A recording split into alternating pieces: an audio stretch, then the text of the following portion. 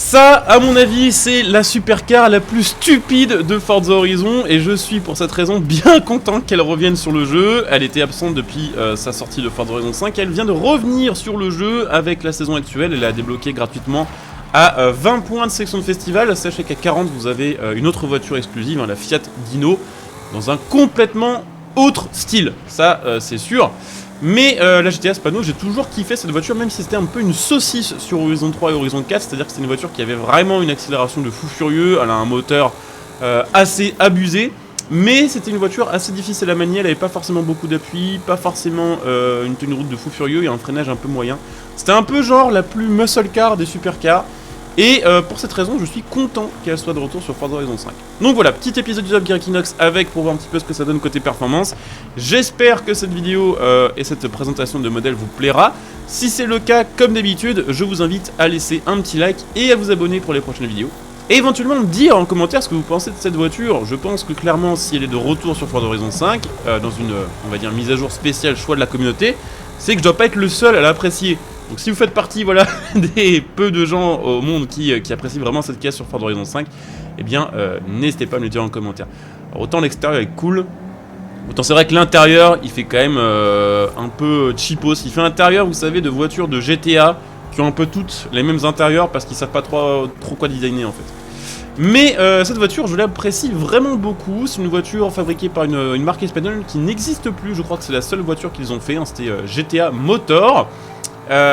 Cette voiture a donc un énorme moteur et c'est pour moi, on va dire, la raison principale de mon amour pour cette voiture. C'est que sur cette voiture, ils ont réutilisé un moteur de Dodge Viper, un V10 alésé en 8 litres, mais avec un turbo, voilà, même un biturbo si je dis pas de conneries. Ça fait plus de 900 chevaux d'origine, ça fait 1350 kg, donc c'est assez léger, hein. C'est plus léger qu'une Viper, c'est plus puissant qu'une Viper.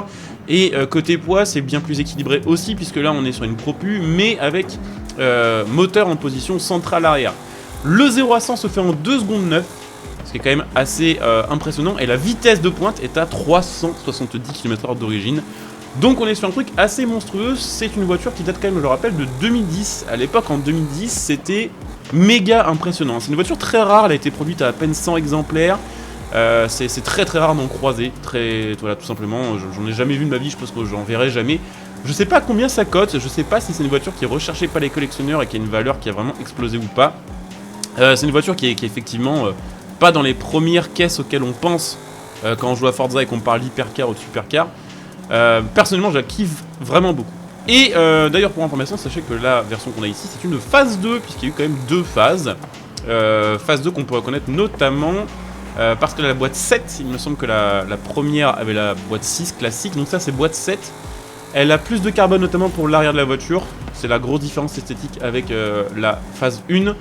Et aussi l'aileron movible est plus perfectionné, là il va se rabattre si on est à haute vitesse, il va se mettre à, on va dire, en position élevée, je crois que ça doit être entre 100 et 250 km/h. Et au freinage, il se penche en avant pour servir d'aérofrein. Donc en vrai, la voiture est méga technique et méga perfectionnée sur plein de points, je trouve. Donc voilà, nous avons terminé en 3,26 997, c'est pas dégueu hein, pour une caisse d'origine. Ça nous met comment ça nous met plutôt pas mal. Ça nous met 36ème derrière la Porsche Mission R et devant la Radical RXC. Maintenant, on va évidemment l'améliorer pour la retester avec les améliorations. Ok, alors les améliorations...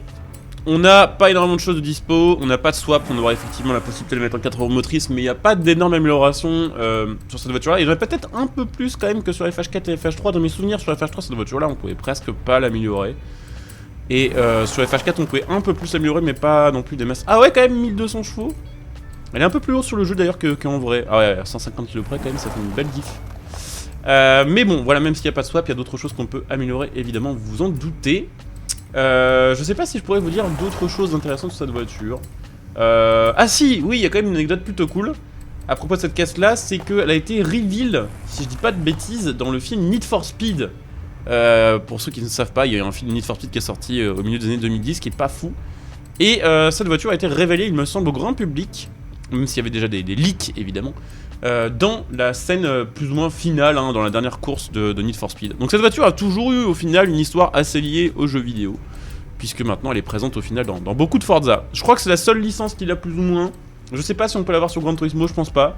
Peut-être du côté des jeux mobiles, sur un asphalte ou sur je sais pas quel jeu, il y a des chances qu'elle y soit. Bref, la voiture est améliorée, on est juste à la frontière du S2. Non, on est même pas sans X, qu'est-ce que je raconte? Et on va se la tester maintenant avec les améliorations, voir un petit peu ce que ça va donner sur le Top Gear Equinox. Allez, c'est parti avec notre GTS Pano. Ah putain la vache. Le son est incroyable d'ailleurs, c'est vrai que j'en ai pas trop parlé pour l'instant. Le son de V10 sur la GTS Pano sonne plus Viper que sur la Viper. Bah, il est plus ouvert, plus expressif, c'est assez cool. Par contre la caisse c'est effectivement pas facile à manier. C'est un peu compliqué. Vous avez vu le petit dégrip là dans le virage. Bon, après là on a quand même une voiture qui a 2.6 en jeux latéraux. Ça m'étonne en fait. On est à 2.6 avant réglage. Putain ouais elle tient bien hein. Oh, elle tient carrément bien par rapport à d'origine. Ouais je suis assez surpris parce que dans mes souvenirs c'était vraiment une putain de méga saucisse hein, celle-ci sur Horizon 4. Et là ça va de fou hein. Je pense qu'on est capable de faire un super chrono en fait. Elle était rapide d'origine, je pense que côté VMAX on va être mieux, côté accélération on est mieux et côté autofreinage c'est infiniment mieux. Donc très hâte. Le seul truc par contre un peu dommage c'est que là on a mis une petite Forza effectivement pour débloquer les réglages d'aéro et avoir une voiture qui tient mieux la route. Par contre du coup on a plus d'aileron mobile. C'est vrai que l'aileron mobile, des fois ça fait partie un peu du look de la voiture. J'ai envie de dire c'est pas le pire aileron Forza qu'on ait vu sur un Forza ou sur une voiture de Forza Horizon 5. Hop, mais ça glisse un peu. Mais oh là là l'accélération. Mais c'est vrai qu'il est moins stylé que l'aileron de base. Non, de l'intérieur, vraiment, je m'y fais pas, il y a rien qui va. Hein. On dirait un intérieur de voiture américaine en vrai. C'est. Enfin, je sais pas comment dire ça, mais les Américains ils sont forts pour faire des caisses extérieures qui ont de la gueule. Mais l'intérieur et le design et la finition de leur voiture, c'est toujours un peu chelou en fait. C'est toujours un peu. Ouais, bof. Bof pour le prix, on va dire. Et ça fait un peu pareil avec cette voiture là. L'extérieur est chouette, l'intérieur, bon. Ah ouais, 300 ici quand même, c'est pas dégueu, hein. Ça, il y a moyen que ça rentre dans le top 10, je pense. Ou en tout cas, vraiment pas loin. Hein. Ça va se jouer à pas grand chose. Alors, ce qu'il y a, c'est que là, on arrive sur la section un peu compliquée. Bah, avec autant de puissance, on va peut-être avoir un petit peu de mal parfois à bien garder notre rage et à ne pas dégripper tout en ayant on va dire vraiment l'optimisation maximum de l'accélération. Ouah, elle est vraiment cool en vrai. Hein. Vraiment sur les FH4 et FH3 elle était cool mais c'était une saucisse, là elle est cool et en plus de ça elle est performante. Je pense qu'en S2, top S2 ça doit plutôt bien marcher. Et en multi je pense qu'il y en a qui vont quand même la jouer. J'avoue que je sais pas trop qui a voté pour ça dans le choix de la communauté. Parce que c'est une voiture, d'habitude les gens l'aiment pas trop, hein, donc un peu surprenant. Tant mieux, voilà. Et puis on va bientôt donc finir ce deuxième essai. Je rappelle qu'en fin de vidéo comme d'hab il y aura le classement du Top Gear Equinox avec le top 10 d'affiché. Si vous voulez vraiment voir le chrono de toutes les voitures qui sont dans le top 10 avec le modèle d'affiché et le chrono précis, ainsi que la position, comme d'hab, n'hésitez pas à rester bien jusqu'à la fin. Ouh là là là là là. Un peu tricky des fois à conduire. Hop, ça passe. Allez, ligne droite, finale. Je crois que j'ai vu 3.02. 3.03, 0.81. Ça nous met comment? Ça nous met... non, pardon, 0.3, 801, ça nous met... Ah ouais, 18ème, c'est pas mal du tout. On n'est pas dans le top 10, mais franchement, on n'est pas loin. Et on est derrière la T50 et devant la Mercedes AMG CLK édition Forza. Alors, voyons voir du coup les améliorations que l'on peut installer sur cette voiture. Avec donc le max des améliorations, je veux dire par là évidemment les 4 roues motrices installées. Est-ce qu'on va pouvoir remonter certaines statistiques? Ça va à mon avis juste donner une voiture plus lourde et plus facile à conduire. Je suis pas convaincu qu'on fasse vraiment un meilleur chrono, mais on verra. Hop, la boîte 7, ligne de transmission. Ok, bon. Il n'y a pas énormément de choses à poser sur cette voiture-là. Donc bah écoutez, je vais regarder un petit peu les réglages, histoire de la corriger un petit peu, et on part de suite pour le test final. Allez, la voiture est prête. Les 4 roues motrices, bon on n'est pas en classe X. C'est... bon voilà, c'était un peu le risque. En fait on prend tellement de points avec les 4 roues motrices que... c'est difficile de le compenser pour monter en X. Alors par contre c'est vrai que là c'est tellement plus facile. Là c'est vraiment beaucoup plus facile à conduire. Mais on va voir, c'est pas sûr qu'on gagne beaucoup de temps, c'est même pas sûr qu'on gagne du temps tout court. On va voir, je pense que là effectivement sur cette section là on peut gagner un peu de temps, mais je pense que sur toute la section finale et en gros à partir de là jusqu'à la fin je pense qu'on perd du temps en fait par rapport à l'origine. Enfin par rapport à la version juste avant. On verra, en tout cas c'est un chouette retour et j'ai hâte de voir ce qu'on nous réserve pour la suite de Forza Horizon 5. La nouvelle mise à jour, d'ailleurs la mise à jour numéro 30 va être annoncée aujourd'hui pendant un live officiel des développeurs qui se tiendra sur Twitch, que je vais restreamer et commenter hein, comme d'habitude pour voir un petit peu les annonces. Si ça vous intéresse de suivre cette conférence avec moi, ce sera à partir de 18 h aujourd'hui, ce sera sur ma chaîne Twitch que vous trouverez sous cette vidéo. Vous pouvez venir évidemment follow pour le début de ce live ainsi que les prochains lives. Vous pouvez bien sûr, si vous appréciez mon contenu et vous voulez donner un petit coup de pouce à ma chaîne, voilà sur le long terme, eh bien utilisez votre Twitch Prime. Et sachez que aussi, bien sûr, hein, dans les moyens de soutien gratuit à la chaîne, il y a aussi le lien Instant Gaming de ma chaîne que vous trouverez sous cette vidéo qui vous permet d'acheter vos jeux à prix réduit en donnant un petit coup de pouce à la chaîne. Donc voilà, n'hésitez pas, ça fait toujours plaisir, ça soutient sur les projets à long terme de la chaîne et vous payez vos jeux moins cher, voilà, tout simplement. Allez, ligne droite finale. On a peut-être gagné un petit peu d'ailleurs en accès à haute vitesse. C'est peut-être juste parce que j'ai mis une boîte un chouïa plus courte. Ah, 385 quand même. Mais bon, vous l'avez vu, mais même là, je pense qu'on va le voir. On passe quand même moins vite en virage. Alors, pas grand chose peut être, très honnêtement, c'est loin d'être la hypercar, on va dire, la plus bizarre à conduire en 4 roues motrices, très clairement. Mais c'est aussi loin du coup d'être la plus performante avec les 4 roues. Je sais plus combien il faut qu'on fasse pour rentrer dans le top 10, mais je crois que c'est 2 minutes 55.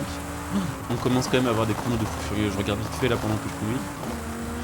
Ouais, le top 10 de maintenant, le top 10 de 2024, il est beaucoup plus compliqué que le top 10 du début 2023. Hein. La vache, le nombre de caisses de fous qui ont été ajoutées sur ce jeu en fait. C'est assez impressionnant. Hop là. Let's go. Pour les derniers virages. Ah ici avec une 4 roues motrice, ça peut peut-être un peu nous profiter quand même, j'avoue. Elle est vraiment cool, en tout cas c'est une caisse que je vous conseille vraiment de débloquer pour plein de raisons. Déjà pour le design extérieur qui est quand même sympa, même si certains vont dire que ça fait un peu caisse de GTA. D'ailleurs c'est vrai que la voiture s'appelle GTA, c'est pas nous, hein. C'est peut-être un signe. Les performances sont sympas, dans tous les cas, même si c'est peut-être pas la caisse la plus monstrueuse du jeu, c'est cool. Le son est très très chouette. Et voilà, c'est une voiture qui a je sais pas, elle a une vibe cool. Je pense que c'est le fait qu'ils utilisent le V10 qui fait ça. Dès qu'il y a un V10 dans une voiture, j'ai du mal à être objectif. Mais le V10 est quand même incroyable comme moteur. Et savoir que c'est un V10 de Viper avec une aussi grosse cylindrée, dans les voitures on va dire assez récentes, c'est quand même plutôt cool. Allez. Ouais, ça va être très serré, hein. 3... J'ai pas vu. 3,03, 0,71. Ah, on a gagné 8 dixièmes. On a gagné 8 dixièmes, mais ça nous met du coup... Ça nous met 37ème du classement full. Derrière la Nissan R390 et devant la Ferrari SF90 Stradale. Voilà, et bah écoutez, on a fait le tour pour cette voiture aujourd'hui. J'espère que la vidéo vous aura plu. Restez bien jusqu'à la fin pour le classement. Et on se retrouve très bientôt pour nos vidéos. Bon jeu à tous, ciao!